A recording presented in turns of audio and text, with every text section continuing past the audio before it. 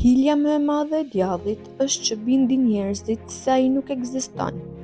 E keqja nuk është një vepër apo një ndjenjë, është një qenie, dhe e vetmja gjë që do është të na shkatërrojë, sado që maskohet përmes kënaqësive, argëtimeve apo sukseseve mondane. Pavarësisht këtyre, sa herë që na ndodh diçka keqe, në vend që të fajsojmë djallin, fajsojmë Zotin. Nuk ka kuptim, përfshirë dhe jo besimtarët kthehen në besimtar në atë moment për ta fajsuar. Kështu që, nëse më lejon një këshill, mos fajso atë që të krijoi me gjithë dashurinë e tij kur diçka shkon keq në jetën tënde.